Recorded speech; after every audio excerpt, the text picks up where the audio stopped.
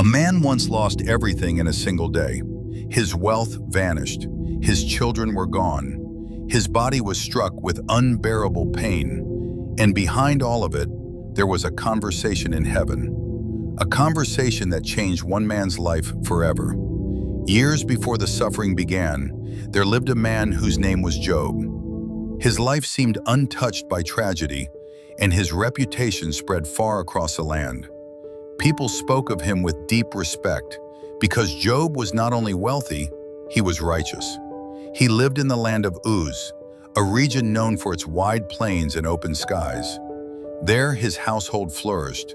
His fields were full, his animals were many, and his servants filled the courtyards of his estate. 7 sons and 3 daughters filled his home with laughter and life. Their gatherings were joyful, their feasts were full of music and celebration. Yet what made Job remarkable was not his wealth, it was his heart. Scripture describes him as a man who was blameless and upright, one who feared God and turned away from evil. While others were consumed by power or riches, Job remained deeply aware of the presence of God.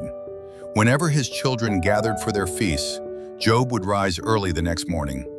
Quietly, before the sun warmed the hills, he would offer sacrifices on their behalf.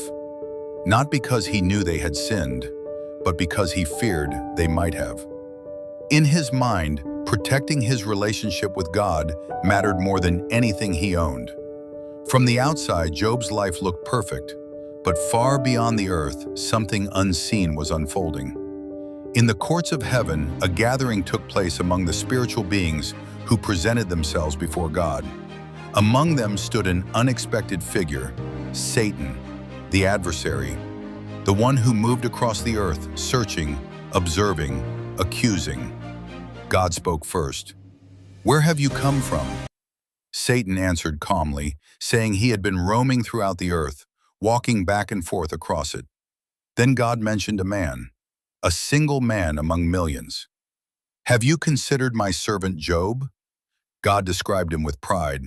There was no one like him on earth, blameless, upright, a man who feared God and avoided evil. But Satan's response carried a challenge. Does Job fear God for nothing? According to Satan, Job's faith was not genuine devotion. It was protection.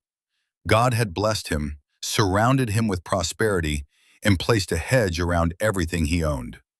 Take away those blessings, Satan argued, and Job would curse God to his face.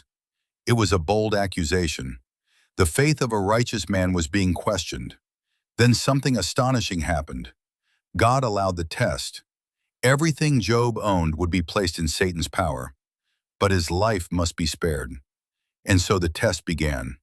One ordinary day, while Job's sons and daughters were gathered together enjoying a feast in their eldest brother's house, disaster struck without warning. A servant ran toward Job, breathless and shaken. The oxen had been plowing the fields while the donkeys grazed nearby. Suddenly raiders attacked, stealing the animals and killing the servants who were tending them. Only one man escaped to bring the news. But before the words had fully settled, another servant arrived. Fire had fallen from the sky. It burned across the fields and consumed the sheep, along with the servants who guarded them. Again, only one man survived to tell Job. Before Job could even process what he was hearing, a third messenger rushed forward. Bands of attackers had taken the camels and killed the servants. Everything was gone. Then came the final message, the one that shattered the ground beneath Job's feet. His children had been together in their brother's house when a powerful wind swept across the wilderness. The storm struck the corners of the building with such force that the house collapsed. All 10 of his children were inside. None survived. In a single day, Job lost his wealth, his livelihood, and every child he had raised. The silence that followed must have felt endless. Grief like that is difficult to imagine. Job stood there with nothing left to hold on to. No possessions, no family, no future that looked anything like the life he once knew. He tore his robe in mourning. He shaved his head, and then he fell to the ground. But what he did next stunned heaven itself. Instead of cursing God, Job worshipped. Naked I came from my mother's womb, and naked I will depart. The Lord gave, and the Lord has taken away. Blessed be the name of the Lord.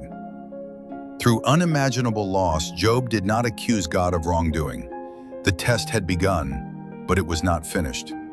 Once again in heaven, the spiritual gathering took place. Once again, Satan appeared before God. God spoke of Job again. Despite everything that had happened, Job still held on to his integrity. But Satan answered with another accusation. Skin for skin, he said. A person might endure the loss of possessions.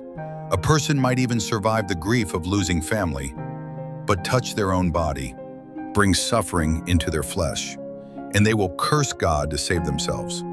So God allowed another test. Satan could harm Job's body, but his life must remain untouched. Soon after, painful sores spread across Job's entire body, from the soles of his feet to the top of his head. The pain was relentless. Day and night offered no relief. His skin burned, cracked, and bled. Job sat among ashes, scraping his wounds with broken pieces of pottery just to ease the torment. The man who once sat among the respected leaders of his community was now sitting in dust, broken, disfigured, unrecognizable. Even his wife, overwhelmed by suffering, spoke words that revealed the depth of despair. Are you still holding on to your integrity? Curse God and die. But Job refused. You speak as one of the foolish women speaks, he answered gently. Shall we accept good from God and not trouble? Even through agony, Job did not sin with his lips. Word of Job's suffering traveled far. 3 of his friends came to see him, Eliphaz, Bildad, and Zophar. When they saw him from a distance, they could hardly recognize him. His pain had changed him so deeply that he looked like a stranger. They wept. They tore their robes. They threw dust into the air in grief. And for 7 days and 7 nights, they sat with him in silence. No one spoke, because the sorrow was too great for words. Eventually, Job broke the silence. But instead of accusing God, Job cried out in anguish about the suffering itself. He cursed the day he was born, not because he hated life, but because the pain felt endless. His friends began to speak, offering explanations they believed were true. They insisted that suffering like Job's must be punishment for hidden sin. Surely, they reasoned, no innocent person could endure such disaster. But Job knew his heart. He had not lived a life of secret rebellion. Again and again he defended his integrity, insisting that his suffering remained a mystery he could not explain. The conversations grew longer. The debates grew sharper. Each friend tried to convince Job that God only punishes the wicked. But Job refused to accept their conclusions. Deep inside, he believed something else. He believed God was still just, even if he did not understand what was happening. Through chapters of grief, questions, arguments, and pain, Job wrestled with the silence of heaven. Why would a righteous man suffer? Why would a faithful servant experience such devastation? Why did God seem distant when his heart was breaking? At last, after all the voices had spoken, a new voice filled the air. But it did not come from Job's friends. It came from a whirlwind. God himself answered, not with explanations about Satan, not with detailed reasons for Job's suffering. Instead, God revealed something greater. Where were you when I laid the foundation of the earth? The questions continued. Who commands the morning? Who tells the sea where to stop? Who guides the stars across the sky? Who provides food for the lions or watches over the mountain goats when they give birth? Through these questions, God reminded Job of something profound. The world is far larger than human understanding. The wisdom that governs creation is deeper than any mind can comprehend.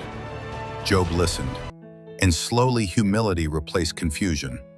He realized that although he had lived righteously, he had still spoken about things beyond his understanding.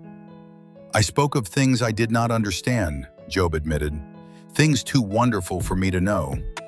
He repented, not of secret sins that caused the suffering, but of questioning the wisdom of the God who holds the universe together. Then something remarkable happened. God turned his attention to Job's friends. They had spoken incorrectly about him.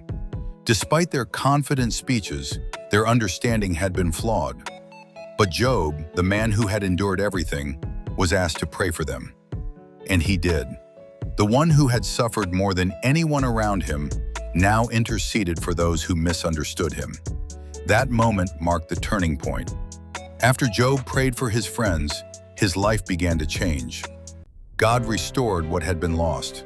His wealth returned in greater measure than before. His flocks multiplied. His land prospered again. And in time, new children filled his home with laughter.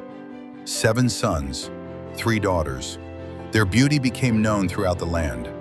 Job lived many more years, long enough to see his children's children to the 4th generation. But the story of Job was never just about loss or restoration. It was about faith that survives when answers are absent, a faith that stands even when blessings disappear. Because the greatest victory in Job's story was not the return of his wealth. It was the fact that through unimaginable suffering, he never abandoned God. The test that began with a challenge in heaven ended with a testimony on earth. And Job's life became a reminder that faith is not proven in comfort, it is revealed in the fire.